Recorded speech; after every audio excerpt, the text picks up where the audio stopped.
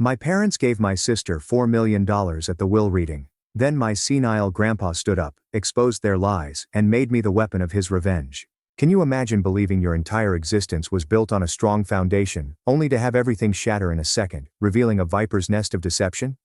That's what happened to me, Clara, when I discovered at the age of 33 that my own parents had covertly redirected $4 million of my family's fortune, which was intended for all of us children, to my younger sister Sophia.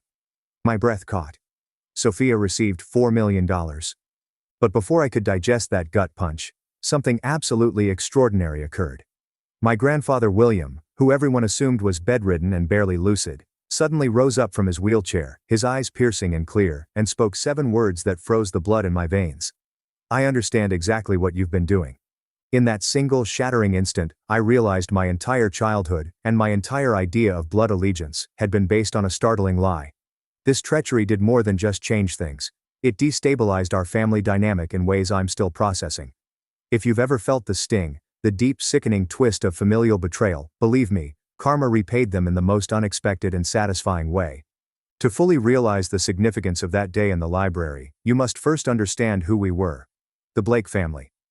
We weren't simply wealthy, we were Connecticut old money, the kind of privilege that is ingrained in you from centuries of financial stability. My parents, Edward and Margaret Blake, ruled over our family as benevolent dictators, often telling us how fortunate we were to be born into such wealth. There were 5 of us. My father, Edward, had a calculating mind that you could almost feel ticking behind his eyes. A Harvard MBA, of course. My mother, Margaret, was the ideal socialite, always managing our family's image with military precision. Then there was my brother, Liam, who was 4 years younger than me, and the designated family rebel who refused to deal with real estate. My sister Sophia, the baby of the family at 25, followed by me, Clara, the eldest at 32. Sophia stood out to me from the start. From the minute she was born, it was as if a spotlight was turned on her. My childhood photos, simple albums stuffed in the attic. Sophia's professional photographs dominate the main corridor. My birthday parties were always informal gatherings of a few pals. Sophia's events are elaborate, complete with petting zoos and skilled entertainers. This pattern, this obvious partiality, persisted as we grew older. Sophia has your father's business instinct, my mother would say with a knowing smile, even though Sophia had shown little interest in anything other than social media and shopping for years. Meanwhile, I was graduating summa cum laude, working hard in business classes in the hopes of joining Blake Real Estate Holdings, the company my grandfather William had started from scratch. Grandpa William was my sanctuary. He was the only person who genuinely saw me. While my parents were out attending Liam's rock band performances or swooning over Sophia's ballet recital, Grandpa William was my champion. He would sit in the front row for my debating competitions and business school speeches. He saw something in me that my parents were willing to overlook. He once told me, "You remind me of myself at your age," as we wandered the wide grounds of Lakeview Manor, our family house overlooking the Connecticut shoreline. "Clara, you have the drive to create something, rather than simply inherit it." Grandfather William's story was legendary. He began with a single rundown apartment building in the 1970s, and subsequently expanded to develop luxury buildings around New England. Blake Real Estate Holdings was worth well than $120 million when my father took over day-to-day operations 16 years ago. I worshipped him. While my father focused on preserving what had already been constructed, Grandpa William was a great visionary. He showed me that true riches was more than just accumulation. It was about producing value where none existed before. My parents' disdain of my business dreams became more obvious when I graduated from Morton. Despite my exceptional qualifications, my father assigned me to a modest role overseeing a tiny division of rental properties, rather than the development position I had planned for.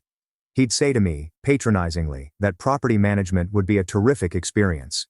Development necessitates a specific instinct that cannot be taught in school. The stark raw irony of it all made my blood boil, because Sophia, who had barely scraped by in her business classes at a public university, was instantly given a vice president title and direct access to development projects after graduation. The bias was as clear as if it had been spray-painted on a billboard. In my late 20s, Michael, my current husband, entered my life. He was an exceptional high school English teacher who was grounded and passionate about literature. He saw through the Blake family's nonsense like it was glass. "They're preparing Sophia for something," he noticed after our third family supper. "And they're purposefully ignoring you, Clara."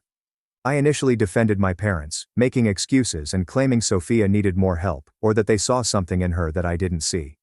But deep down, I knew Michael was correct. The question was, why? Why would my parents openly favor their youngest child when I had done everything perfectly? My parents' reaction to Michael's proposal was tepid, at best, pathetic even. My mother planned a simple engagement dinner at the country club. Nothing like the lavish affair I imagined would have been planned if Sophia had been engaged to someone from their social group. "Clara, are you truly a teacher?" My mother had whispered to my father loudly enough for me to hear. She could have chosen either the Ashton boy or the winter air. Michael and I married nevertheless, purchasing a small colonial home 30 minutes from Lakeview Manor. I continued to work for the family business, attempting to establish my worth despite my parents' imaginary glass ceiling. Meanwhile, Sophia moved from department to department throughout the corporation, showering praise on even the most basic successes. Of course, my triumphs were met with the expected reaction. Liam, for his part, had no desire to get involved in real estate. He followed music with a zeal that both angered and relieved our parents, irritated because it wasn't the path they had envisioned for their son, and relieved because it meant he wasn't competing for control of the family enterprise. That conflict appeared to be completely between Sophia and myself, even though the playing ground was far from level. Grandpa William was by my side throughout it all. He would invite me to lunch on a regular basis, asking pointed questions about the firm and nodding in agreement with my observations. As I approached my 31st birthday, I began to hope that when it came time for the next leadership transfer, Grandpa's influence would tilt the scales in my favor, despite my parents' evident preference for Sophia. Little did I realize that a much more complicated game was being played behind the scenes, one that would eventually reveal the rotten core at the heart of the Blake family riches. 2 years before everything burst, Grandpa William began to deteriorate. First it was subtle, forgetting names, misplacing his reading glasses, and delivering the same narrative twice in one afternoon. No one was really concerned, given his age of 85. Age catches up with everyone, right? But by the following spring, his decline had advanced significantly. He relocated from his wing of Lakeview Manor to a suite specifically prepared with medical equipment. A full-time nurse was hired, and family visits became scheduled rather than random drop-ins. Despite my increasingly rigorous work schedule, I made time to see Grandpa William at least twice a week. I'd bring fresh flowers to his room and sit beside his bed, updating him on the business, despite my parents' insistence that he couldn't follow sophisticated conversations. "He finds comfort in your voice," my mother would remark dismissively. "But don't bother him with business matters. Dr. Reynolds says stress can worsen his condition."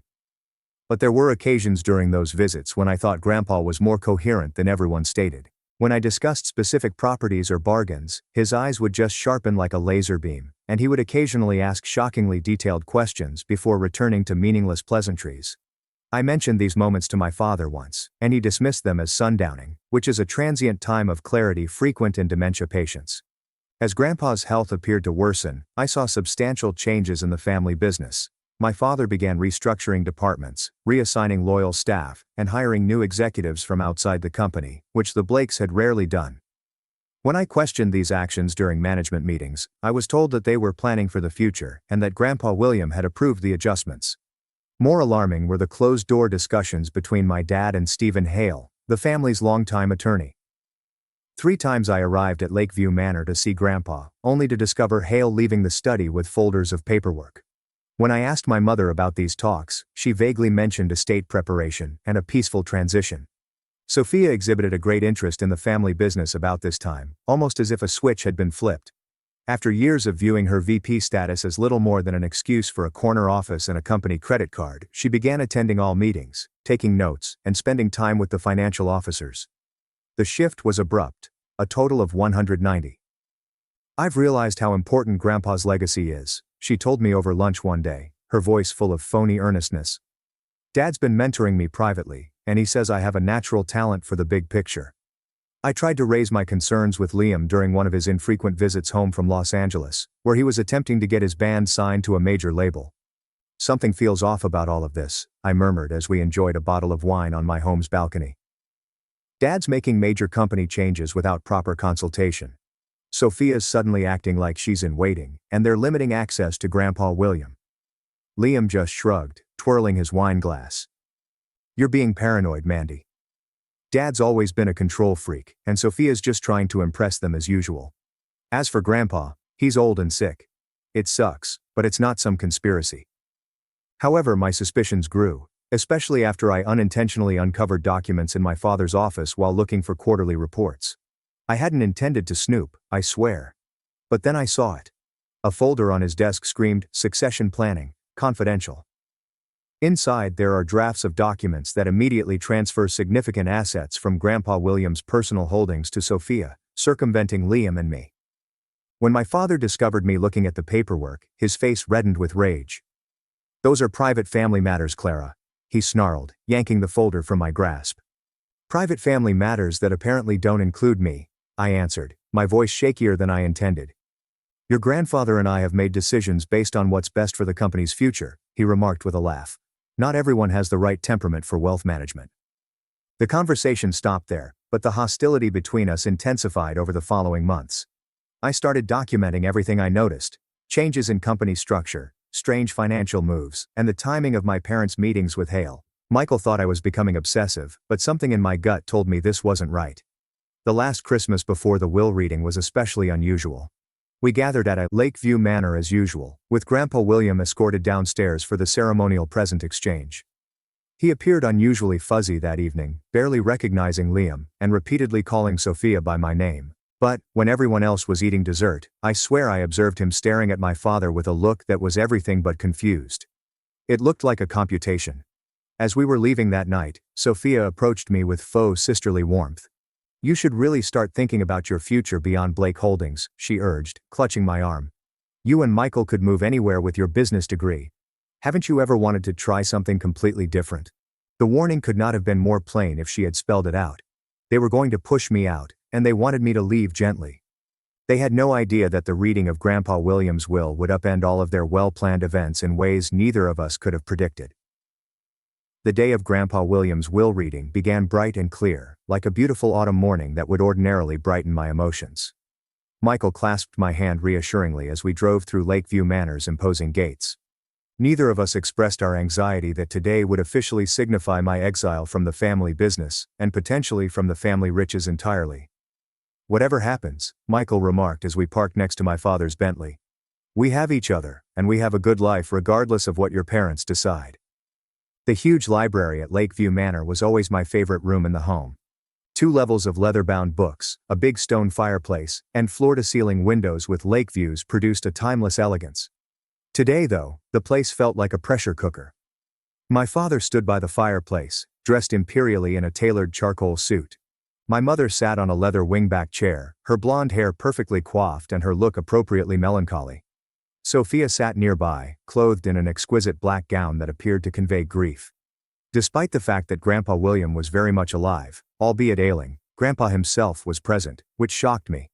His nurse wheeled him in, and he sat slumped in a customized wheelchair, a checkered blanket covering his knees. Despite the warmth in the room, his previously imposing presence had faded so dramatically that it made my heart ache. He didn't appear to understand the significance of the meeting. Liam arrived last, looking uneasy in a suit that didn't match his musician's build. He hugged me briefly before taking a seat as far away from our parents as the seating arrangement permitted. Stephen Hale cleared his throat, then adjusted his wire-rimmed glasses. "Thank you all for gathering today. As you know, William has decided, given his health situation, to execute certain aspects of his estate plan now rather than waiting. He believes this will ensure a smoother transition and allow him to see his wishes fulfilled during his lifetime." Hale started reading over usual legal provisions like executive appointments, tax concerns, and charitable bequests to William's favored charities. I listened closely, anticipating the details that would affect the family business. "Regarding Blake Real Estate Holdings," Hale went on, "William has already transferred operational control to Edward, as you all know. However, ownership shares were to be distributed upon William's passing according to the following percentages: 55% to Edward, 15% to Clara, 15% to Liam, and 15% to Sophia." My heart lifted slightly as I heard the word "were." Grandpa had originally intended for us to share equally in the business. "However," Hale replied, adjusting his glasses again, which felt like a physical blow. "As part of William's revised estate plan executed 3 months ago, when he transferred power of attorney to Edward, a significant distribution has already taken place." Hale removed a document from his portfolio. William has gifted Sophia Blake $4 million in liquid assets and real estate holdings, including the Westbrook development, the Sheffield apartment complex, and the Newport vacation property. The room began to swirl slightly. These were not just assets. Those were the identical properties I'd been managing for the past 5 years, and they were intended to be distributed among all the grandchildren. And the Westbrook development was not even finished yet. It was the project I had put my heart and soul into, researching environmental impact, collaborating with local politicians, and building a mixed-use community that would offer both luxury and cheap housing. These assets, Hale went on, have been removed from the estate distribution and are now solely owned by Sophia Blake. That's not possible, I murmured, my voice far away in my own ears. Those properties were specifically mentioned in Grandpa's original estate plan as being divided among all of us. My father took a step forward, his countenance a practiced blend of pity and frigid determination. Clara, your grandfather and I discussed this at length. The reality is that Sophia has demonstrated exceptional business acumen over the past year. Furthermore, with you and Michael both having established careers and Liam pursuing his music, Sophia simply has greater financial needs at this stage. Greater financial needs? Liam repeated incredulously, finally joining the conversation. She lives in a company-paid penthouse and has never worked a day in her life outside the cushy job you gave her. Sophia's face reddened with rage. That's not fair. I've been working closely with Dad on major projects. Just because I don't broadcast every little accomplishment like Clara doesn't mean I haven't earned this. Earned. I couldn't stop laughing, even though there was no humor in it. It was a sour and hollow sound. Sophia, you couldn't even explain how a cap rate works last year, and suddenly you've earned $5 million in assets? My mother interfered, her voice bearing the warning tone I had heard throughout my upbringing. Clara, this is exactly the kind of reaction that concerned your grandfather. This competitiveness, this inability to be happy for your sister's success. Success? I stood up, blood pumping through my ears. What success? What has she actually accomplished besides being your favorite? Hale clumsily shuffled his papers. Perhaps we should take a brief recess. No, I said, stepping to his desk. I want to see the transfer documents now. After a brief pause and a nod from my father, Hale handed me the documents. There it was, in black and white. My father's signature as power of attorney authorizes the transfer of assets intended for all of us to Sophia alone. The date on the certificate corresponded to a period when Grandpa William's health was said to have deteriorated significantly. This is wrong, I remarked quietly as I scanned the pages. Grandpa would never have wanted this. He believed in fairness. People change their minds, Clara, my father responded easily. Especially when they see who truly values the family legacy versus who might be distracted by outside interests. He cast a meaningful glance at Michael. The injustice of it all. Years of hard work have been discarded. My loyalty to the company is viewed as a pastime. Assets I successfully transferred to my sister, who had exhibited little interest until lately. It was overwhelming. I felt tears threatening, but I fought them back. I would not offer them satisfaction. And that is when it happened. From his wheelchair in the corner, Grandpa William carefully slid the blanket off his knees. He climbed to his feet with struggle but remarkable composure. His nurse gasped and approached him, but he waved her away with a forceful palm. That's enough, he said, his voice firmer and crisper than I'd heard in more than a year. The room went silent. My father's face had lost its color. Dad, you shouldn't be exerting yourself, he added hurriedly. Let's get you back to your room where you can rest. Grandpa William fixed my father with a look that might have frozen fire. I've been watching you all very carefully. The will you just heard? It's a fake. The hush that ensued was absolute. My mother's hand raced to her pearl necklace, an anxious habit she had developed since childhood. Sophia looked like she was about to swoon. My father stood motionless, like a predator attempting to evade detection. Mr. Blake, Hale said cautiously. I assure you, these are the documents you signed. When I was supposedly suffering from dementia, Grandpa William interjected, his voice growing stronger with each word. When I supposedly couldn't make decisions for myself. Edward, did you really think I wouldn't find out what you've been doing? My father began to speak, but Grandfather William raised his hand. Save it. I have proof of everything. The embezzlement, the falsified accounting, the offshore accounts, every last dirty deal you've made behind my back for the past decade. He reached into his jacket pocket and brought out a small silver thumb drive, holding it up like a trophy. "It's all here, and Judge Franklin has another copy in his safe. One phone call from me, and it all goes to the district attorney." My reality was both disintegrating and reconstructing itself. Grandpa William, my Grandpa William, had been testing us all along, and my parents had failed miserably. The library burst in turmoil. My mother burst into tears, and my father tried to approach Grandpa William but was stopped in his tracks by a stern glance. Sophia sat frozen, her perfectly made-up face an expression of disbelief. Liam walked to stand next me, our shoulders brushing in a quiet show of support that we hadn't experienced since childhood. "Everyone sit down," Grandpa William ordered, and everyone complied. Even my father, who had been directing our family and business with an iron hand, slumped into the nearest chair like a chastised kid. "I'll start from the beginning," Grandpa remarked, moving with surprising quickness to take a seat at the head of the long library table, his usual spot for family meetings. 14 months ago, I began noticing irregularities in the quarterly financial reports. Properties that should have been generating substantial income were showing minimal returns.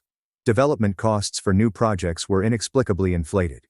Money was moving through our accounts in patterns that made no sense for legitimate business. He glanced straight at my father. "At first I thought you were simply making poor decisions. But Harris Franklin, you remember my old friend who became a judge? He suggested something more concerning might be happening." My father's visage had changed from pale to ashen. Judge Franklin, Grandpa's buddy for over 50 years, was well known for his expertise in financial crimes. "Harris put me in touch with a forensic accountant and a private investigator," he said. "What they uncovered was far worse than I imagined. Edward, you've been systematically draining assets from Blake Holdings for at least 8 years, millions siphoned into shell companies and offshore accounts under various aliases." My mother discovered her voice, which shook with emotion or calculation, it was difficult to know which. "William, you're confused. Edward has grown the company's official value, the annual reports clearly show." "The annual reports show exactly what Edward wanted them to show," Grandpa interrupted her. "The real numbers tell a different story. We should be worth nearly twice what we are on paper." He turned to face Hale, who appeared deeply uncomfortable. "Stephen, I'm disappointed in you. You had to have suspected something wasn't right with those documents I supposedly signed." Hale gulped hard. "Mr. Blake, I was assured you were having lucid periods when major decisions were made, given your medical reports. Medical reports that were exaggerated by specialists who mysteriously received large donations to their research foundations from anonymous sources," Grandpa said with a chuckle. "Those medical reports." My mind was racing, connecting dots that had been drifting apart for years. Limited access to Grandpa, new doctors, and abrupt changes in company structure. "You've been pretending all this time?" I inquired, still unable to connect the smart, strategic man before me with the foggy, confused grandfather I'd been seeing. Grandpa's attitude softened as he glanced at me. "Not entirely pretending, Clara. I am 84. I do have some cognitive challenges, but nothing like what they've led everyone to believe." He smiled slightly. "I've been careful to appear more impaired when certain people were watching." He turned back to face my father. "I needed to know how far you would go. Would you stop at cooking the books, or would you try to manipulate my final wishes too? So, I created the perfect test. I pretended to decline more rapidly. I allowed you to think you had control." My father eventually spoke, his businessman's demeanor largely restored. "Dad, this is ridiculous. I've made some aggressive tax maneuvers, certainly, but nothing illegal. As for the will, you and I discussed the changes. You agreed." Sophia showed promise. "Edward, stop." Grandpa's voice was calm but sharp.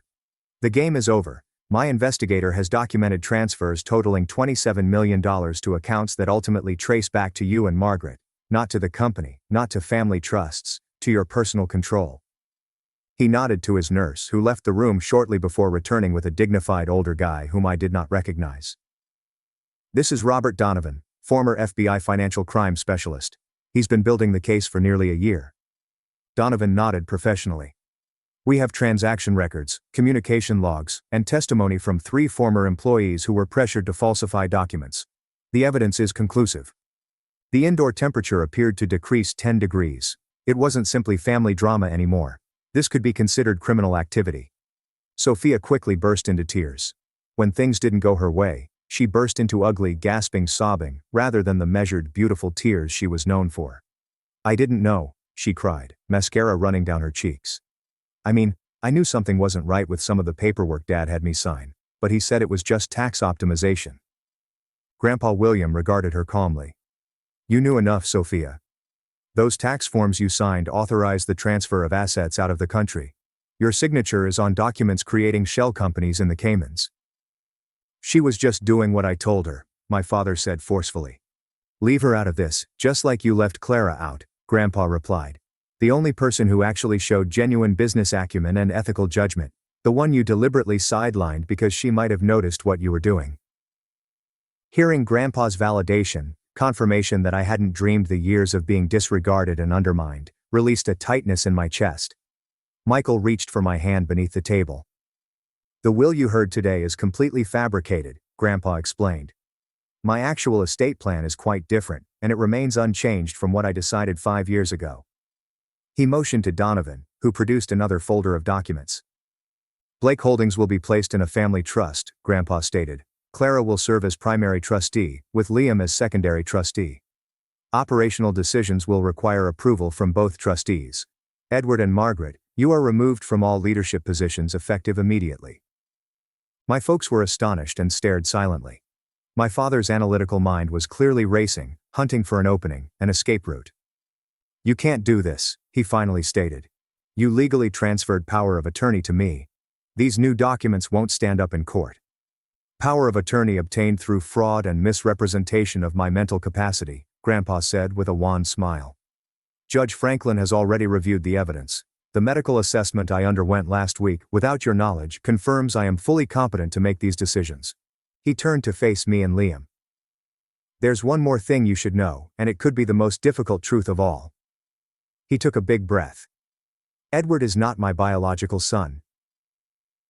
The hush after Grandpa William's pronouncement was deafening.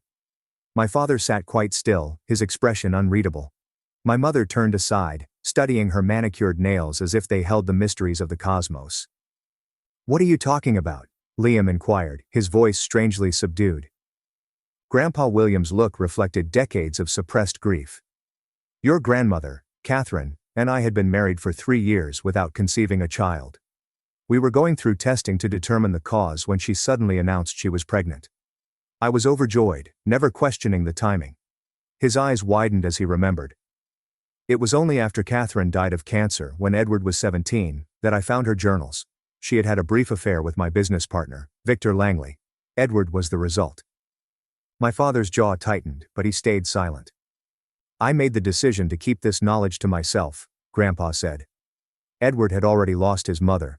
I couldn't bear to tell him I wasn't his biological father, especially since I had raised him and loved him as my own from the moment he was born." "If you loved him so much," my mother sharply interposed, "why reveal this painful secret now in front of everyone?" Grandfather's eyes hardened. "Because Edward has used preserving the Blake family legacy as justification for every manipulative, underhanded action he's taken. He's wielded the Blake name like a weapon against his own children, favoring one over the others based on who he could more easily control." He directed his gaze toward my dad. "But the truth is, you've never understood what the Blake legacy truly means, because you've never had to build anything yourself." My father eventually spoke, his voice dead quiet. "So this is your revenge? Announcing that I'm a bastard and cutting me out of the company I've run for 15 years. "This isn't vengeance, Edward. It's accountability," Grandpa explained. "And I'm not cutting you out entirely. You and Margaret will retain 15% ownership in the trust, providing income but no management authority. The company will be led by Clara and Liam, with my guidance for as long as I'm able to provide it." "And Sophia?" my mother inquired bluntly. "Sophia will retain 10% ownership and her current role for a probationary period. Her future in the company will depend on her choices moving forward." Sophia dried her tears and looked uncertainly at our parents and Grandpa William. "This is absurd," my father exclaimed, standing abruptly. "I'll contest this in court. I'll expose your mental decline." "Please do," Grandpa said quietly. "And I'll ensure the district attorney receives the complete file on your financial crimes.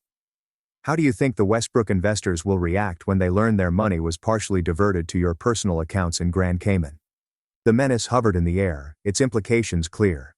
My father, probably for the first time in his adult life, had no response. "We're going home to discuss our options," my mother said, clutching her purse with shaky hands. "Sophia, come with us." Sophia paused, looking between our parents and grandfather William. "Sophia," my mother said angrily. After a little pause, Sophia followed our parents out of the room. The massive library door closed behind them, making a sound like to the period at the conclusion of a lengthy phrase. The supper that evening was probably the most agonizing event of my life. Grandpa William insisted that we all stay at Lakeview Manor to start the transfer process, as he termed it. My parents and Sophia arrived last in the dining room, after presumably spending the afternoon in serious private conversation. The big oak table, which could comfortably seat 24 people, now felt too large for our little gathering and too restrictive to contain the tension between us. We ate in near silence, the only sounds being the clink of silverware against beautiful porcelain and the odd whispered instruction to pass the salt and wine. Liam kept giving me inquisitive looks across the table, clearly as uncomfortable as I was. After the main dish was over, Grandpa William spoke. "Tomorrow morning we'll meet with the board to announce the leadership changes. Clara, I'd like you to prepare a brief statement about your vision for the company moving forward." My father's knife clattered on his dessert plate. "This is still precipitous, Dad. The board has worked with me for years. They won't simply accept Clara stepping in without question." "They will," Grandpa said calmly, "when they understand the alternative is a public scandal and potential criminal charges. Most of them have their own investments tied up in Blake Holdings. They'll choose stability and discretion." Later that evening, Liam discovered me in the garden gazebo, where I had fled to contact Michael and analyze the day's events.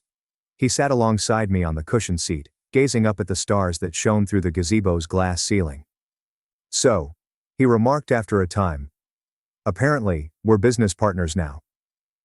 I chuckled, a genuine laugh that felt out of place given the happenings of the day. "Apparently. I know nothing about real estate development," he replied. "You know more than you think, and you have good instincts about people, which is half the battle." I tilted my head toward him. "Are you okay with all of this? You've always been clear about wanting your own path." Liam was silent for a moment. "I think I'm actually relieved. Music will always be my passion, but I've been struggling in LA. Too many talented people, not enough opportunities." He cracked a grin. "Maybe this is the universe telling me it's time for a different approach. I can still make music while helping with the family business." Co-trustees, huh? Grandpa was smart to structure it that way. Neither of us can make major decisions alone. "Checks and balances," Liam concurred. "Something our parents never allowed." The next morning, Grandpa William asked me to his secret study, which I hadn't been allowed to attend for months. Unlike the towering library, this room was intimate and personal, with aged leather chairs and walls adorned with family portraits rather than leather-bound legal tomes. He unlocked an antique cabinet and took out a faded photo album I had never seen before. As we sat together on his small sofa, he began showing me photos from Blake Holdings' early days, construction sites, ribbon-cutting ceremonies, and handshake deals captured in faded color. "Your grandmother Catherine was my heart," he remarked softly, pointing to a lovely woman with a bright smile standing beside him in front of their first large construction project. "When I discovered her affair after her death, it nearly destroyed me, not just the betrayal, but the fact that she'd taken the truth to her grave." "Is that why you and Dad always seemed strained, even before the financial issues?" I inquired. Grandpa nodded slowly. "I tried not to let it affect how I treated him. But perhaps some part of me was always looking for Catherine's betrayal in Edward's face. And Edward, he always sensed something was missing between us, though he never knew why." He turned the page, revealing images of my father as a young man who had graduated from college and joined the family business. I should have told him the truth when he was old enough to understand. Secrets like this poison families across generations. "Like the secret that my parents have been embezzling from the company?" I questioned, unable to hide my bitterness. "Yes," Grandpa replied. "Though I suspect that particular crime has a simpler motivation. Your father has expensive tastes, and your mother's family lost their money 2 generations ago. Her social status has always depended entirely on the Blake fortune." He closed the album softly. "But there's something else you need to understand, Clara. Edward isn't biologically a Blake, but he is my son in every way that matters. I raised him, taught him, loved him. His actions are his own responsibility. But the distance between us, that's partially my failure. The complexities of familial relationships had never seemed more profound. Grandpa William had hidden a painful secret for decades out of love, but that secret had created an emotional chasm, maybe driving my father to his own deceptions. "What happens now?" I inquired calmly. "Now we rebuild," Grandpa responded. "The company?" "Yes, but more importantly, the family, or at least the parts that can be salvaged." Before I could react, there was a quick knock on the study door. Liam entered with a concerned countenance. "You need to come downstairs," he demanded quickly. "Dad's gone through Grandpa's office. He's destroying documents." The weeks following what our family would refer to as the disclosure were some of the most difficult of my life. My parents declared total battle, both legal and emotional. They left Lakeview Manor the day after my father was spotted shredding documents, settling into their Manhattan penthouse and hiring Stanley Rothman, one of New York's most aggressive attorneys. Grandpa William, bless his heart, has temporarily moved in with Michael and me. Our humble colonial, which was usually so cozy, suddenly felt too small for his larger-than-life presence, while yet feeling strangely more at home with him there, drinking coffee at our kitchen table, and telling stories about his early days in real estate. My parents' legal onslaught began with a petition questioning Grandpa's mental competency. Despite the independent medical examination establishing his capacity, they produced testimonials from previously engaged professionals, all of which indicated that Grandpa William suffered from considerable cognitive impairment with occasional intervals of lucidity. Judge Franklin's genuine affinity with Grandpa ensured that the case was given to Judge Rebecca Martinez, who is recognized for her straightforward approach to family conflicts. She requested a thorough evaluation by a court-appointed geriatric psychiatrist, who confirmed what we already knew. Grandpa William had some age-related memory difficulties but was essentially competent in his decision-making ability. With the competency challenge defeated, my parents changed tactics. Rothman filed an emergency injunction to block any changes to the company's leadership structure, stating that my father was acting under a lawful power of attorney and that the unexpected reorganization would do irreparable injury to Blake Holdings' economic interests. Meanwhile, Sophia initiated a social media slander campaign.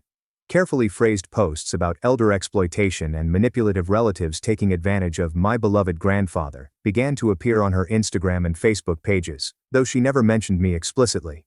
Anyone who knew our family understood the ramifications.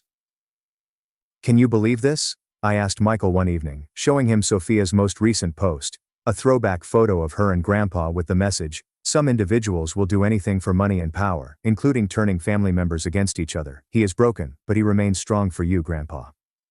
Michael put aside the essays he was grading to read the post, his expression deepening. "She's playing the victim while your parents were the ones stealing millions. The irony is almost impressive." The toll on our marriage was subtle but significant. Michael had always been my anchor, but the continual stress of court processes, emergency business meetings, and family drama was straining both of our patience in ways I never imagined possible. Late nights looking over firm financial information resulted in less time together. The emotional burden I took home with me every day generated a gravity that was difficult to shake, even in our most personal times. "I'm sorry," I said quietly one night after shouting at him about something trivial, a missed grocery item, if I recall correctly. "I don't mean to bring all this home with me." "Hey," he said, drawing me into his arms. "For better or worse, remember? This is the worst part. We'll get through it." Liam shocked everyone with how quickly he adapted to his new role at the company. While I concentrated on operations and development, he oversaw investor relations and marketing, where his inherent charisma and ingenuity proved unexpectedly useful. He returned from Los Angeles, took an apartment near the office, and threw himself into understanding the company with a zeal I'd never seen him show for anything other than music. "It turns out I'm pretty good at this corporate stuff," he informed me during lunch in the company cafeteria, about a month after the epiphany. Who knew?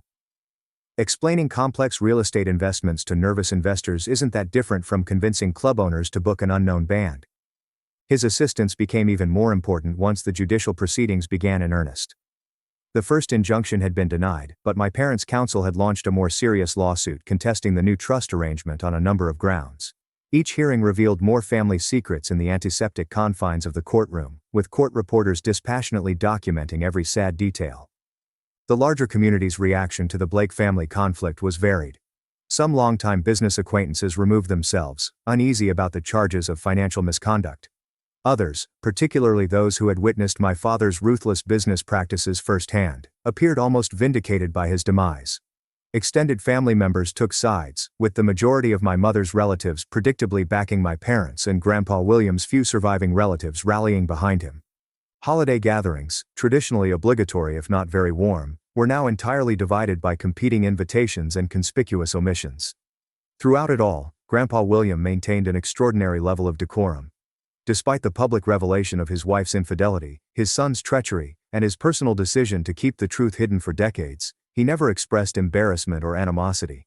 He testified when necessary, answered questions truthfully, and refused to engage in the emotional mudslinging that my parents had encouraged. "The truth doesn't need embellishment or defensive anger," he informed me one evening as we were reviewing case paperwork at my dining room table.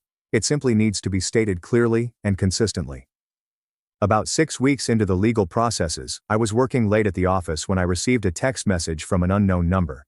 It was a snapshot of a journal page in my mother's distinctive handwriting from over 30 years ago. "William confronted me today about the Westlake project estimates. He senses something is wrong, but he doesn't realize how serious it is, or how long Edward has been manipulating the books. I convinced him that it was an accounting error. He still trusts me, albeit less than previously. Edward believes we should accelerate the strategy. I'm terrified of what that entails." The written message that accompanied the photo simply stated, "There's more where this came from. Meet me in Riverside Park on the bench near the 79th Street boat basin. Tomorrow at 2 p.m. Come alone." I gazed at my phone, my heart pounding. This was proof that the financial manipulation had been going on much longer than Grandpa suspected, but it could also be a trap of some sort. After talking with our attorneys and Grandpa William, I consented to the meeting with safety safeguards in place. Liam would be nearby, watching from a distance, while our private investigator would be positioned with a clear view of the location. The next day, clad in a wool coat to combat the November weather, I sat on the allocated bench overlooking the Hudson River. At exactly 2 p.m., a figure in a hooded jacket approached and sat next to me. When they lowered the hood, my mouth practically hit the floor. Helena, my mother's personal assistant, had worked for our family for more than 20 years. "I don't have much time," she remarked, her German accent stronger than normal, indicating urgency. "Your mother would fire me immediately if she knew I was here." "Why are you doing this?" I inquired. Helena gazed out over the ocean, her profile stark against the gray sky. "I have respected your Grandpa William for many years. What your parents are doing, it's not right. I've watched. Said nothing for too long." She handed me a little present wrapped in plain brown paper. "Your mother's diaries. 3 of them, spanning 25 years. She thinks they're locked in her personal safe, but I've had copies of her keys for emergencies." She immediately left the room. "I was never here. You never saw me." Before I could thank her, she was walking away quickly, vanishing among the other park guests. The journals proved to be combustible. My mother had methodically documented years of financial deception, which began tiny but became increasingly brazen as my father took control of the company. There were references to offshore accounts, faked estimates, and even plain fraud in dealings with investors. More upsetting were the casual comments to me and my siblings. Liam was written off as hopeless for business reasons. I was described as too principled for her own good, just like William. Sophia was described as absolutely malleable. She'll sign whatever Edward puts in front of her as long as she receives her allowance and attention. After our counsel produced the diaries in court, the judge demanded forensic authentication. Once recognized as authentic, they basically dismissed my parents' case. The evidence for long-term, purposeful financial crimes was overwhelming. However, just when we appeared to be winning the legal struggle, a more unsettling reality surfaced. Working with forensic accountants, we determined that almost $2 million had simply vanished, having been routed through so many shell companies and fronts that tracing it became nearly impossible. The money had practically disappeared into the intricate web of international banking. After a particularly exhausting day of financial research, I got home to find Michael waiting with a nice bottle of wine and takeout from our favorite Italian restaurant. "You need a break," he stated firmly, taking my briefcase and placing it aside. "Just one evening without Blake family drama." We were about halfway through supper when my phone rang. When I saw Liam's number, I apologized and answered. "Mandy," he murmured, sounding apprehensive. "Dad just called me. He wants to meet alone." My fork clattered against the plate. "He wants to meet you? Why?" "I don't know, he just said he wants to talk. to explain some things. I think I should go. Liam gave a pause. Maybe he's finally ready to explain himself. Or maybe he's trying to divide us, I argued. That's always been their strategy, play us against each other. I know, Liam sighed. But he's still our father, Mandy. Biological or not. Don't you want to understand why he did all this? The question impacted me harder than I anticipated. Did I wish to understand? Part of me desired simply justice, consequences, and closure. However, another part, the daughter who had once admired her father despite his flaws, was anxious for explanations that might make sense of the betrayal. If you go, I finally responded, I'm coming with you. The meeting never occurred. The next morning, we learned that my father had boarded a private plane heading for a country without an extradition treaty with the United States. When questioned by the authorities, my mother claimed ignorance of his plans, but few believed her. The official inquiry into Blake Holdings' finances had now progressed from civil to criminal, with the FBI taking a direct interest in the matter. In the midst of all the pandemonium, a minor miracle occurred. During a typical doctor's appointment, I discovered that I was 8 weeks pregnant. Michael and I had been trying for almost a year, and the timing seemed both dreadful and totally wonderful. New life is sprouting from the ashes of our family's destruction. When I told Grandpa William the news, his eyes welled up with tears, the first I had seen since the tragedy began. Life goes on, he murmured quietly, resting his aged palm on mine. That's the beauty of it. 1 year after Grandpa William stood up in the library and altered everything, we regrouped at Lakeview Manor. Not for a reading or a court hearing, but for a different type of family gathering. The big home seemed strange now. We'd taken down some of my mother's more extravagant artwork and opened up rooms that had long been blocked off, bringing light into regions that had been dark for years. My father remained abroad, allegedly living in a home in a country known for harboring affluent fugitives. The FBI had frozen many of his known assets, but we all felt he had meticulously planned his escape, hiding resources in places where they couldn't be easily tracked. My mother had worked out a deal with prosecutors, offering to collaborate in exchange for avoiding jail time. She now lived in a small apartment in Boston, having abandoned any pretense of social significance. Sophia had undergone the most amazing shift. After initially agreeing with our parents, she looked to have a genuine crisis of conscience. When federal investigators showed her the actual paperwork she had signed, which implicated her in potential felonies, the reality of her predicament broke through the protective bubble our parents had built around her. I didn't understand what I was doing, she told me emotionally during a difficult talk 6 months ago. Dad always said it was just aggressive tax planning, that everyone in our position did the same things. Sophia, I'd said, not rudely but firmly. At some point you have to take responsibility for your own choices. That talk signaled the start of a tentative reconciliation. Sophia had begun therapy, moved out of the luxurious apartment our parents had supplied, and accepted a respectable position in the company's philanthropic foundation, work that appeared to genuinely engage her abilities and interests. Now, as we sat around the dining table, Grandpa William at the head, Liam, Sophia, Michael and myself arrayed around him, there was a cautious optimism that would have been unthinkable a year before. My 3-month-old son Noah slept calmly in a bassinet near my chair, his presence a continuous reminder of life's resilience in the face of adversity.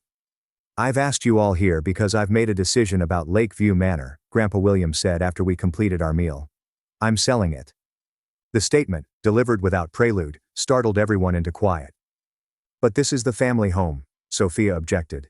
It's been in the Blake family for 3 generations. Grandpa nodded. Exactly. And it carries the weight of 3 generations of secrets, lies, and unhappiness. This house shaped all of us, and not always for the better. He scanned the table, his eyes lingering on each of us. The Blake legacy isn't this house or even the company. It's what we build together moving forward, and I think we need fresh ground to build on.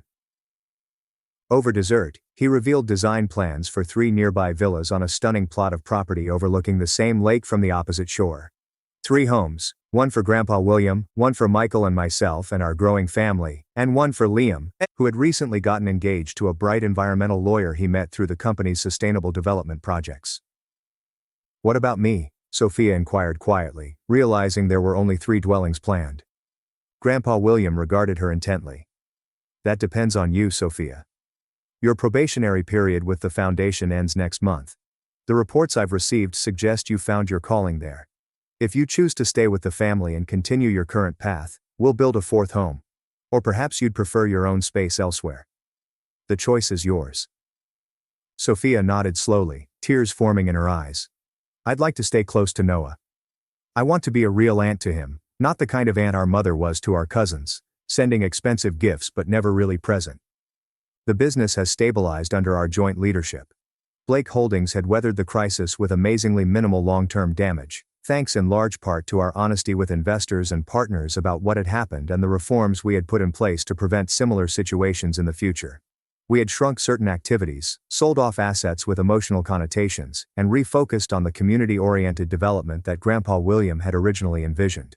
Liam had found surprising fulfillment in his business career, while he continued to perform music on weekends at a local jazz club. Michael had continued to teach, but he had reduced his schedule so that he could be more there for Noah and help me during the transitions. And I'd discovered strengths I hadn't realized I possessed, the ability to make difficult decisions, lead through crisis, and restore what had been broken.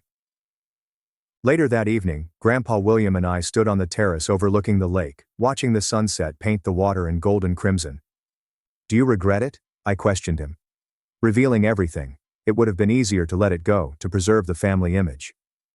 He pondered the topic, his old hands resting on the stone balustrade. Easier in the short term perhaps. But secrets don't disappear. They metastasize.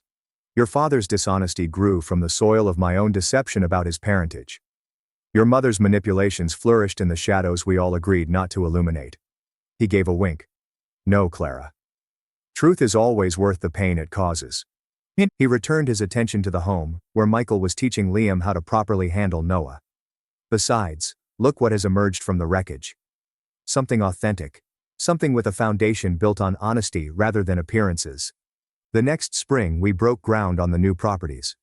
The ceremony was simple, just the 5 of us and Noah, who was now crawling and babbling with excitement. Sophia had truly earned her position back in the family circle, her work with the foundation demonstrating true promise, and her friendship with Liam and myself, a genuine physical bond. Grandpa William insisted that we all turn a shovelful of earth, including Noah, whose small hands I guided around the handle of a miniature shovel. New foundations, Grandpa exclaimed, watching his great-grandson with delight. That's what matters in the end. As I reflect on this wild journey from complete betrayal to hesitant, beautiful redemption, I can't help but wonder about your personal experiences with family justice.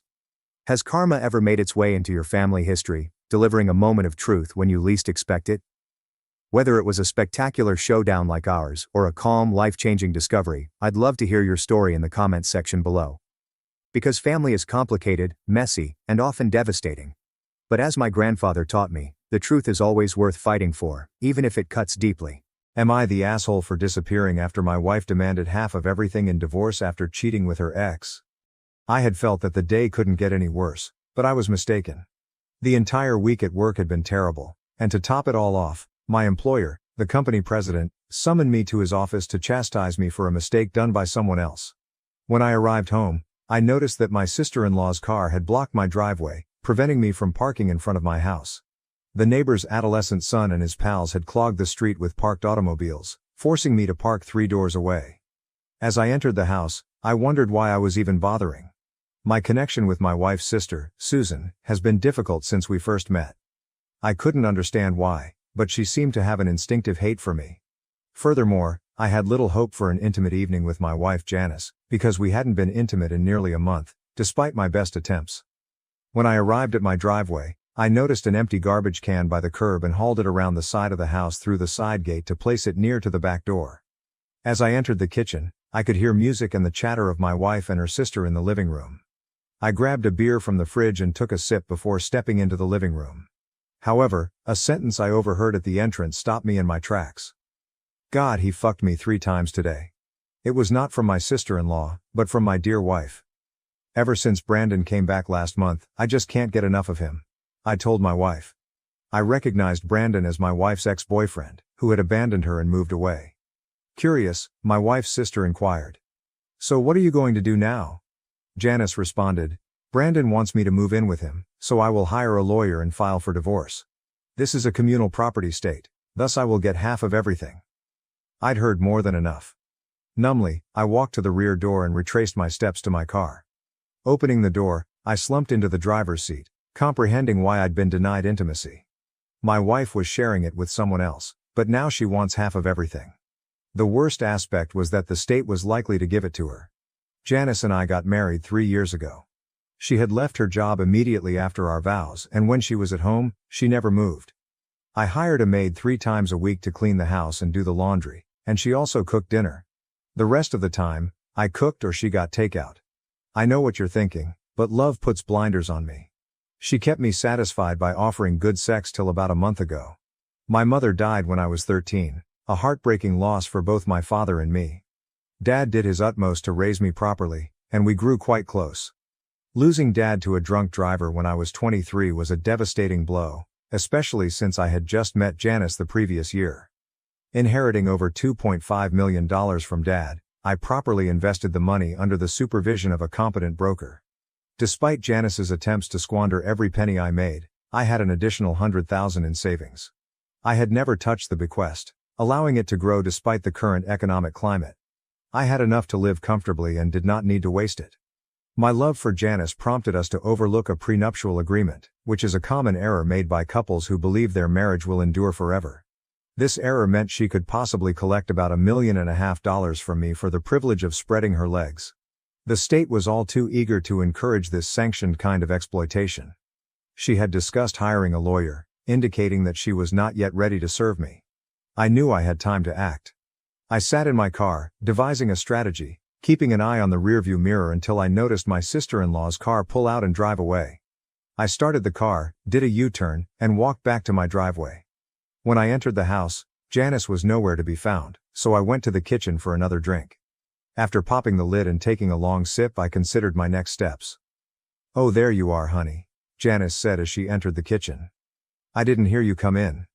"Hello, sweetie, I have just gotten in." "Been a long day," I said with a warm smile, determined to play the part as convincingly as she did. "I didn't have time to order anything for dinner," she admitted with a small pout. Although I wanted to respond, "That's because you spent the day with your boyfriend, discussing all the details with your sister," I said. "That's fine, dear. I'll just reheat some leftovers from last night." She gave me a nice grin, kissed my cheek and said she was going to take a hot bath. I smiled and nodded, thinking, yeah, gotta wash all that away. When she went, I grabbed a plate of fried rice and ate it cold while drinking another 2 beers. After tossing the empty container, I returned to the den and sat on the chair, channel surfing. I decided on an old movie. Janice arrived about a half hour later and sat on the couch until the film concluded. Standing up, she stated she was sleepy and was going to bed. Yeah, tired of being unfaithful, I thought to myself. I informed her that I would watch the news and join her later. I hadn't paid much attention to the film. My mind was preoccupied with planning my next move. Knowing I couldn't do anything until Monday, I got through the following 3 days, working in the yard on Saturday and playing golf with friends on Sunday. On Monday, I contacted the broker who was handling my inheritance portfolio and requested that everything be liquidated. Being in senior management enabled me to take out my 401k quickly, penalty be darned. By Thursday, I was prepared to make my move. Returning home to my apparently loving wife, I informed her of an emergency crisis, explaining that I would be away for a week on corporate business. I packed only 2 suitcases. When we moved into this house, I kept everything significant to me. None of it suited her taste, therefore there was nothing else I wanted. The furnishings were her pick and I honestly couldn't care less about them. The bright lining in this situation was that we were renting the house, so I had no financial stake in it. After selling my condo, we were looking for the ideal house to buy. When I say right, I refer to her standards. So far, none of the houses we've looked at appeared to suit her criteria. On Friday morning, I kissed my wife on the cheek one final time before carrying my baggage out. I loaded them into my Lexus and drove away without looking back. My first trip was at an old friend's house, Jake, whom I trusted entirely. He was surprised when I suggested switching titles for his older but rebuilt 4-wheel drive vehicle. An hour after confiding in him about my condition, I was on my way west. I doubted anyone would associate me with this vehicle, and Jake promised to keep the automobile I traded him hidden in the garage for a while. For the next 4 days, I paid for everything with cash. I canceled all of our credit cards to avoid leaving a paper trail. My broker had ensured that the majority of my money was safely deposited in an offshore account. I have a system in place with him to handle fund transfers as needed. I had enough money hidden in the SUV to last a while. The nights alone in motels were the most difficult. For the preceding week, I had been too preoccupied with carrying out my plan to think about what had occurred to me personally. I had adored Janice. I would not have married her otherwise. I ran through several what-if situations in my head, but I eventually realized that there wasn't much I could have done differently. Even if I knew her ex-boyfriend had returned, I doubt I could have kept them away. I came to two conclusions. She had probably never truly loved me, and it was my own responsibility for marrying her. On my 5th day away from home, I found myself seated in a mom-and-pop cafe in a small Montana town. I wondered what my purportedly devoted wife was up to, as she must have found that all of her credit cards had been canceled and our bank account was empty. My thoughts were interrupted by an elderly couple at the adjacent table, whose hushed chat I couldn't help but listen. The man, who appeared to be in his late 50s, was telling his red-haired wife about his desire for additional help on their farm. Unfortunately, they could not afford to hire anyone until their present calves were market-ready. Even still, finding someone ready to work for a price they could afford was difficult. After finishing the final mouthful of my dinner, I rose up and approached their table, apologizing for eavesdropping but offering to help them. The elder man examined me, sizing me up. "I don't understand how you could do it. If you heard what we were discussing, you'd know I can't pay you anything. What if I just need a place to stay in exchange for my labor?" I proposed. His eyes narrowed. "Colleen, excuse us for a moment while I speak with this young man outside," he told his wife. He stood up and waited for me to follow him. He turned to face me once we were at the parking lot, where our chat would be private. I guessed him to be around my height, 6 feet, with broad shoulders and no fat. His once dark hair was mostly gray, and his face bore the rough lines of years spent laboring outside. "Who in the hell are you? Are you a part of that Wilson ranch?" he inquired, his tone hinting of mistrust. I lifted my hands defensively, saying, "Hold on, mister. I know nothing about any Wilson. I moved here from Texas 4 days ago and arrived this morning. I figured maybe we could help each other out." He said, "If what you claim is true, why would you want to help us? I cannot afford to pay you. What is in it for you? We don't need any difficulty if you're fleeing the police." I responded, "I'm probably on the run as you put it, but not like you may think." I went on to tell my story about my unfaithful wife wanting to take me to the cleaners and how I needed a place to stay for a time. "I have not robbed or killed anyone. I'm simply attempting to keep what is rightfully mine. If you have a location where I can remain, I will compensate you with my efforts. I'll pay my own way, and if you don't think I'm much assistance, let me know, and I'll be on my way with no hard feelings." He scrutinized my face and replied, "If what you're saying to me is true, I think I'd be a fool not to give you a chance. However, I must inform you that the Wilsons are attempting to convince me to sell them my land. They haven't done anything illegal yet, but I wouldn't put it past them. You might be taking on more than you can handle." I told him that was a risk I was willing to accept. He then asked about my ranching experience, and I was honest, stating that I had spent a few summers on my uncle's ranch in Texas, but I was not a cowboy.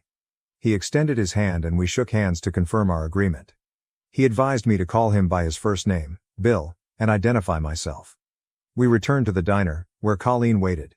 He yelled out to her, "Colleen, this is Carson. He'll be working for us if he can handle it." She stood and extended her hand. I shook it and she greeted me cordially. "It's very nice to meet you, Carson." Her voice was clear, with possibly a tinge of Irish accent. She was as trim and fit as her husband. "It's nice to meet you too, ma'am," I commented. She said, "My last name is Buckman, but you can just call me Colleen. Formality isn't particularly useful in this section of the country." I was quickly drawn to this charming lady. Bill suggested we go back to the ranch. Before leaving town, he stopped up to a general store, where we both got out of our cars. He suggested I get some ranch-appropriate clothing. When he entered the store, the proprietor greeted him warmly, clearly recognizing him as a regular customer. I purchased a coat and a set of Western-style riding boots. It sufficed for a week. It took around 20 minutes to drive from the general store to the main gate, which was arched with the words Rocking Bee Ranch. Bill's brand name was Rocking Bee. Another mile of private road led to the main home, which was set on a rise. Their 2-story house was well kept and newly painted. Behind it, a barn and several outbuildings became visible. The pickup they drove was partially laden with grocery sacks, indicating a weekly trip into town for supplies. I pulled up behind them, loaded my arms with bags and followed the Buckmans inside the kitchen. In 2 trips, we emptied the vehicle. Bill directed me to drive around the back, where he showed me a little cabin for my stay. As I drove around, I noticed him standing in front of the cabin. When I got out, he pointed to the cabin and indicated that Sam used a similar one a few yards away, adding that Sam was out doing the rounds and I'd see him later. After unpacking my baggage, he waited while I settled into my cabin. It had a single spacious room with a bed against one wall, a table and 2 seats, a potbelly wood burner in one corner, and a bathroom with a single stone shower. It wasn't extravagant, but it was clean and provided me with a good place to remain for the time being, allowing me to hopefully escape being discovered by Janice. When I returned outside, he was sitting in his pickup, telling me to get in. He gave me a tour of the ranch, which included over 6,000 acres of grazing with a few hundred acres dedicated aside for planting winter feed. The ranch's back half, which was mountainous and covered in forest, led to mountains and a stream that ran through the property and was only accessible by horseback. He explained that he used to have 3 full-time employees, but Sam was the only one who remained during difficult times. Sam had been working at the ranch for about 30 years. They employed additional personnel during roundups to pick cattle for the market. He dropped me off at the small cabin. By the way, I noticed you have a laptop. I have a satellite connection with a router, so you can use the internet wirelessly. Supper is in the main house, and we usually eat at 6, he explained before driving away. I was settled in less than 30 minutes, giving me enough time to load up my computer. As he had said, I was able to establish a Wi-Fi connection and rapidly check my emails. Jake sent one message claiming that Janice had reported me missing to the police, who were investigating my absence. It gave me something to think about. Jake was the only person I had told about leaving, and even he had no idea where I was heading. I mailed my resignation to my old company but did not inform them in person of my departure. Just before 6 p.m., I approached the main home and knocked on the door. Bill motioned for me to enter, and as I did, I noticed Colleen preparing lunch as Bill stood to the side, speaking to a man I believed was Sam. Bill motioned me over. "Hi Sam. This is Carson, the new hand I mentioned for today. We'll see how he feels about it tomorrow after a day's work," Bill added, smiling broadly. "Carson, meet Sam." Sam smiled warmly at me and offered his hand. A huge man, at least 6'3", who, like Bill, appeared to have worked hard his entire life and appeared to be about Bill's age. One important detail. He was African American. I shook his hand and felt the power in his grip. "Well, young fellow, we hope you enjoy it here." "I could use some help," he remarked. At 28, I was roughly half his age, so he considered me youthful. I responded, "I intend to give it my best shot." Colleen called us to sit down since supper was ready. Bill and his wife sat at opposite ends of the table, leaving Sam and myself sitting between them, across from each other. On the table was a large platter of pork chops, a large dish of mashed potatoes, another with fresh green beans, and a plate piled high with clearly baked biscuits. "We don't eat fancy here, Carson, but there's plenty, and it's filling," Colleen told him. "It looks great," I said. As we ate, I asked Bill if he had been here his entire life, and he said, "Yes, my grandpa started this ranch and passed it down to my father. It now belongs to both me and Colleen. However, when I was younger, I wasn't sure she'd be a part of it. I had to fight off every man to get her." He looked at his wife, and I could see the intensity of his feelings for her in his eyes. She replied, "Now Bill, you know you're the only man I've ever had feelings for. I just needed to make sure you wanted me enough." Bill subsequently stated, "My wife has been responsible for the 3 happiest days of my life. The day she agreed to marry me, the day she did marry me, and the day she gave birth to our daughter Caitlin. I hadn't seen any signs of a daughter, and Colleen must have seen my curiosity. Our daughter is away right now. She is completing her PhD degree in veterinary sciences at South Dakota State University. She has only been able to return home for the holidays and we are eagerly awaiting her graduation," Colleen explained. "She's supposed to be home in a couple of months," Bill told me. "It'll be nice to have a vet in the family, should cut down on some of the expenses." After supper, I tried to help clean the dishes, but Colleen maintained it was her responsibility and shooed me away. Bill indicated that breakfast was at 5:30 and work would start at 6 o'clock. As Sam and I were leaving, I saw a copy of today's New York Times on the counter, which had most likely been picked up by Bill while in town. I asked to borrow the front page, and he agreed. Once outdoors, I asked Bill to enter my cabin for a bit. Inside, I brought out my digital camera and demonstrated how to operate it. I asked him to snap a close-up of me holding the front page of the newspaper. I could see he was inquisitive, but he did not inquire. He asked about an alarm clock and I told him I had one. He said he'd see me in the morning and then went. I downloaded the image to my computer and composed an email, along with a note to the police in my previous hometown. The message indicated that I was alive and healthy and had left town on my own volition. Choosing a national newspaper over a local one left my whereabouts uncertain. I forwarded the email to Jake and told him to utilize one of the local coffee shops with free internet access. I gave him my password so he could send the original email and image to the police without leaving any trace. This manner, I intended to avoid being added to any FBI or national missing person databases. Assuming the police would not devote significant resources to the search for a wayward husband, I slept soundly that night. The next morning, I got up at 5 o'clock, showered, and dressed in time to walk Sam to the main house. After lunch, Bill told Sam to put me to work fixing fence posts in the hilly portion. Following Sam to the barn, he pointed out a horse and saddle that I would need. He appeared pleased with how I saddled the huge brown horse, drawing on my experience at my uncle's ranch. We then loaded 2 mules with saddle packs, fence posts and a post hole digger. Bill arrived at the barn with a Winchester Model 94 and a saddle scabbard, stating that it was mostly for the rare occasion when we would need to put down a sick cow. Sam and I mounted up and led a mule each, heading up the creek toward the hills.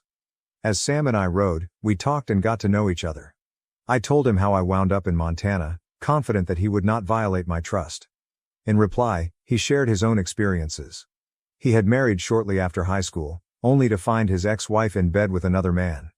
In a moment of wrath, he nearly killed the guy, earning a 5-year prison sentence. When he was released, Bill was the only one ready to give him a chance, and that was how he had spent the previous 30 years. Sam praised Bill and Colleen, calling them the salt of the earth. We arrived at the fence that marked the property borders about half an hour later. Sam pointed out that not all of the posts needed to be replaced, but simply those that had decayed or were close to it, which was about every third one. He stayed with me as I replaced the first 2 to verify I was doing everything correctly. He proposed working until around 4 o'clock, giving me enough time to go home, care for the horse and mules and get to dinner at 6 o'clock. His parting advice was to follow the stream back down, so I wouldn't get lost. He went back, leaving me alone with my task. I continued along the line, replacing old posts with new ones. At noon, I took a break and collected the pork chop sandwiches Colleen had given me earlier from my saddlebag. I finished my sandwiches and went back to work. My watch's alarm went off at 4 p.m., and I realized I had set all but a few of the posts that the mules had carried up. Leading the mules, I went back down the fence line until I reached the stream and started descending, right before leaving the trees. I found a natural pool where the water ran in and out. I paused to take in the view, recognizing it as the most beautiful and quiet area on the ranch. Back at the barn, I was able to unsaddle the animals and get them fed on time. While I was looking at the horses, Sam came into bed. We rushed to shower and change before dinner, where we ate steaks. That night, weary, I made little contributions to the discourse and excused myself quickly after supper to go to bed. Sleep arrived fast, and I slept deeply. I woke up hurting all over. My hands ached from using the post hole digger, and my arms, shoulders and legs throbbed. Despite my frequent workouts, there was a significant difference between a 2-hour gym session and a full day of fence post installation. Bill and Sam chuckled as I staggered into the kitchen and winced while sitting down. Even Colleen couldn't keep her grin hidden. Despite the stiffness, I was hungry and gladly consumed my breakfast. "Ready for another day of fencing?" Bill inquired as we rose from the table. I moaned and said, "Yes, sir," trying to sound more positive than I felt. Bill laughed. "I guess you can take it easy today. I would prefer you to ride the rounds with Sam." I nodded gratefully. The first step was to clean the stalls and restock the hay. After putting the horses and mules in the pasture and filling their feeders, we loaded into the pickup and began our ranch inspection. Our major goal was to keep no calves down or removed from their mothers. Sam's knowledge of the ranch appeared instinctive, as he effortlessly predicted where the cattle would be and roughly calculated their numbers. After 30 years, everything appeared to come effortlessly for him. As we approached the far end of the ranch, Sam paused the truck and looked around. Something on one of the hills piqued his interest, so he handed me his binoculars and pointed to a certain location. After a minute, I noticed 2 calves, presumably alone. I asked, "Where are their mothers?" He motioned to 2 cows along the tree line. "That's them over there. Their calves must have strayed into the trees, got lost and continued on. We'll need to pull them down." I inquired, "Are we hiking up there?" "No, it's too far. We'll go back and load up a few horses." The trucks had 2-way radios, so Sam called Bill and told him what we'd observed and that we were on our way to rescue the horses. When we returned to the stable, Bill had already saddled 2 horses and loaded them onto a trailer. All we needed to do was stock up and go. Sam guided us close to the forest line below where the calves were, and we unloaded the horses before riding up into the hills. Sam's 30 years on the ranch became clear once more, as he knew the land like the back of his hand. Half an hour later, we eased up behind the calves and gradually began pushing them back down the slopes. I couldn't help but grin when we cleared the trees and the mischievous kids spotted their mothers. They went wailing to their mothers and instantly found a teat to suckle on. The larger cows stood peacefully, letting their calves to eat. I was struck by how different it was from my childhood. That night's dinner was fried chicken, corn on the cob, and mashed potatoes. With renewed zest, I spoke more than the night before and learned more about Colleen. Her parents moved to the United States from Ireland when she was 5 years old. Her father, captivated by tales of the Old West, had brought the family to Montana, which explains the Irish accent in her speech. Growing up in America, she nevertheless felt the influence of her parents. The next day, feeling much better, I returned after breakfast to replace fence posts. Sam helped me load the mules, but this time I went out on my own. Following the stream took me directly to my objective. This day was easier than the first because I had learnt certain techniques to make the labor less stressful. Just before 4 o'clock, I finished the last post and returned to the barn. With some free time, I worked some of the stalls before cleaning up for dinner. On my 4th day, I assisted Sam in repairing some of the buildings, and the next day, I installed more fence posts. The next 2 months went by, and now it was my turn to ride the ranch and check on the cattle. I was in the best physical form of my life. We worked out a timetable in which Sam took Saturdays off, Bill took Sundays off, and I took Mondays off. I spent my day doing laundry and running into town when needed. I'd become fond of everyone on the property. Sam was kind and easygoing and we frequently sat and talked after dinner. I had a lot of regard for Bill, who was honest and diligent. We got along well. Colleen was lovely to Sam and me, but I could tell she had some fire in her. She and Bill made a wonderful couple. Colleen and Bill were getting thrilled. Colleen informed me over breakfast on Friday that her daughter would be going home in 1 week. It was my job that day to ride a horse around the wooded area, looking for livestock that had wandered into the hills. A little after 4 o'clock, I made my way to the creek, turned to follow it down, and arrived at the pool below the waterfall. I came to a stop, dismounted, removed my shirt, and knelt beside the stream. I dipped my bandana into the cool water and began washing the perspiration and dust off my face and neck. A whinny from downstream drew my attention, and I turned to my right to see a horse and rider coming. At first, I assumed it was Colleen, but then realized it was a younger version of her. This stunning woman could only be Caitlin, who has the same crystal blue eyes and red hair as her mother.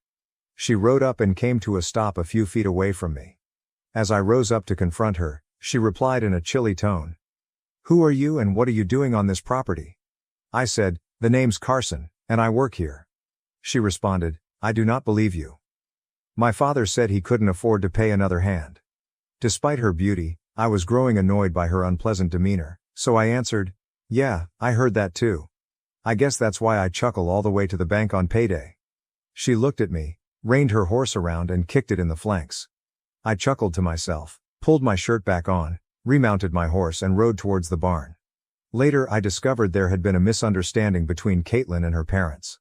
They expected her to return the following week, but she arrived just a few hours after I left. She had spent the morning and early afternoon with her parents before expressing her desire to go for a ride, which she had not had time for at school but enjoyed doing. So she saddled up and headed to her favorite location, the waterfall and pool of water. I suppose after 2 months I was old news, and Bill and Colleen had forgotten about me. Just as I returned to the barn, I noticed the redhead's back vanish inside. I dismounted and left my horse inside. Caitlin must have been looking for her father and eventually located him in the barn. I could hear her loud voice as she inquired, "Who is that man that was up at the waterfall?" Bill paused for a moment and said, "That must have been Carson." She went on, "He said he works here, but last time I was here, You told me you couldn't afford to pay another hand. Bill responded, well, he's correct, he works here. I don't think it's your business how much he's paid. I'm still running this ranch, young woman. She grumbled, but he said you pay him so much that he laughs all the way to the bank. By that time, I'd entered the barn. She had her back to me and did not notice me, whereas Bill did. He smiled and continued. Is that true, Carson? If you believe you are overpaying, I can correct that. She turned around and locked eyes with me. I took off my cap with one hand. I removed my hat with one hand and scratched the back of my head with the other, adding, well, I wouldn't want to take advantage of you, Bill. How much are you planning to lower my wages? At that, Bill and I both burst out laughing. Caitlin, on the other hand, continued to stare at both of us, unable to see the humor. Sweetheart, just so you get that bee out of your bonnet, Carson gets to stay in the cabin next to Sam's. Bill told her. She answered, and what else? Bill replied, that, and he gets to eat your mother's fine cooking. Caitlin persisted. So you're claiming you're not paying him? Why should he work for nothing? Bill said, he has his reasons, and it's not my place to tell you. I continued. Working to have a chance to taste your mother's cooking is worth a lot, and I don't think she would like to hear you say that it's nothing. She gave me one last sneer before storming out of the barn. Bill shook his head and commented, she reminds me so much of her mother when she was younger. I never thought I would be able to tame Colleen. Caitlin joined us for supper that night. She sat next to Sam on the opposite side of the table as me. When I entered the kitchen, she shot me another piercing glare. Before speaking, I waited until everyone's plates were full. I remarked in a nice manner. Your mother informed me that you have completed your doctorate in veterinary medicine. Yeah, was her one-word response, delivered without looking up. I added, Sam claims there's only one other vet in the area, and he's well than 30 miles distant. I'm sure you'll be a valuable asset to the people in this area. She looked up at my compliment and I think I noticed her eyes soften slightly. Yes, that's Dr. Harrison. He has more business than he can handle and is frequently required to be in multiple locations at once. Colleen then said, I agree with you, Carson. Our Caitlin will be able to deliver excellent service. Caitlin spent the rest of the lunch talking with her parents and Sam, who had been on the ranch since before she was born. She did not address me directly, and I mostly kept quiet. This was her homecoming, and I knew her parents and Sam wanted to know what had happened in her life while she was gone. When I finished eating, I excused myself and went to bed. I returned to my cabin and checked my email, which showed that I had received one from Jake. He said that he had spoken with a friend on the police force and casually inquired whether they still regarded me as a missing person. His companion stated that everything was dropped once they received the email containing the image I had provided them. Brandon had supposedly dumped Janice as soon as he discovered I had vanished with all of the money, and it didn't look like Janice was going to get any of it. Of course, she couldn't afford the rent in the house where we were staying and was now working as a waitress in a city apartment. She did not have enough money to employ a lawyer to pursue me. I found it ironic. She had clearly married me for my money, and her boyfriend had desired her for the same reason. My money. I was still working on repairing the fence posts. I now only do it every third or fourth day. I had gotten off the hill and was able to drive my pickup to work. It was really easier to load the posts in the rear of the truck than on the mules. The morning after Caitlin got home, I filled the pickup with posts and returned to where I had left off. When it was time for lunch, I wandered to the vehicle and remembered I hadn't brought my food. If any of us were going to be working away from the main home all day, Colleen would make sure we had lunch, and I think I forgot to pick mine up. I could have driven back to the house, but I figured missing one supper wouldn't kill me. A half hour later, I had just put a pole and was attaching the wire when I heard a car approach. I looked back and noticed it was one of the ranch pickups. The truck came to a stop just as I completed writing that post. I turned around and was astonished to see Caitlin exit. She was holding a tiny sack, similar to the ones Colleen used for our lunches. Mama said you forgot your lunch, she remarked, pushing the bag at me. I leaned out to take it from her. Thank you, Caitlin. That was very nice of you, I said. I looked in the bag and saw 2 sandwiches, as usual. I took one out and gave her the other, but she declined. I shrugged my shoulders, sat on the truck's tailgate and began eating. She strolled up to where I was, about 5 feet to the side, and simply stared. I ate silently, keeping my eyes focused in front of me. Why are you here? She inquired last. I turned to look at her and decided to tease her. Don't tell anyone, but I robbed a bank and hid the money. I'm hiding out here till the heat goes off and I can get the money. Her eyes widened briefly before glaring at me. "You're a real clown," she muttered before turning to leave. I waited until she was halfway to her truck before calling her. She paused and slowly turned around, and I continued. "I married a lady who never loved me and simply wanted what I could provide for her. I came here because I wanted to be away from all I knew for a bit." She glanced at me again, and I believe she realized I was telling the truth this time. She nodded and departed without saying anything else. As she drove away, I remembered what her father had said about her mother being like her when she was that age. He claimed to have tamed her, but I suspected the real secret was their love for each other. It had been less than 24 hours since I first met Caitlin, and I couldn't fathom a guy taming that fiery redhead. That night's supper was almost identical to the previous nights. Caitlin had chats with both her parents and Sam. I didn't feel slighted because she didn't know me and we didn't have anything in common. We were just finishing dinner when there was a knock on the door, which Bill went to answer. He entered the kitchen, followed by a man of my age. He was what ladies would describe as tall, dark, and gorgeous. Caitlin eagerly screamed out his name, leaped out of her seat and hugged him. It was clear they knew each other. They were talking about how long it had been since they had seen one other. A few minutes later, there was another tap on the door, and Bill went to answer it, returning with another man, this time fair-haired but also attractive. Caitlin greeted him with similar warmth. I remembered Bill telling me that he had to fend off every male surrounding him in order to win his wife. Caitlin was every bit as attractive as her mother. I excused myself from the table and went back to my cabin, mentally wishing the two guys luck. Nonetheless, I envied them. If Caitlin turned out to be the lady her mother was, whoever gained her heart would be a fortunate guy. The next day, I drove the pickup around the ranch. By the time I finished my rounds, something didn't seem to add together. It was early enough that I returned to get Sam, and we had a quick tour of the property. There were a lot of cattle scattered over the ranch, but he agreed that something didn't seem right. It just seemed like we were missing a few herds. We decided to saddle up the following day and tackle the hilly parts. We discussed it with Bill at supper that night and he agreed with our approach. It poured that night, making finding traces more difficult. The next morning we placed our horses into a trailer and Bill drove us to one end of the property. I rode approximately a third of the way up the tree line, while Sam rode another third higher. We then traveled across the ranch, across the hills, and through the trees. It took a significant portion of the day to reach the far side. We counted 5 wandering herds. Bill greeted us as we emerged from the hills, and we loaded the horses into the trailer and proceeded back. We reviewed the situation and concluded that the only thing we could do was become more vigilant. Caitlin received a call from another suitor during dinner that night. I overheard her mother say something about it being the third one that day. Guys were coming out of the woodwork to get her attention as word spread that she had returned home. We spent the next 4 days observing the herd. Everything appeared to be fine, with the exception of the alleged original loss. Caitlin's suitors made repeated visits. She'd been home for a week and hadn't spoken to me since the day she delivered my lunch. On the 5th day following the cattle's apparent disappearance, I told Bill I wanted to ride the property line across the hills. We had already covered the fence lines throughout the grazing regions and found no evidence that the missing cattle had passed through them. Sam dropped me off on the west side of the ranch.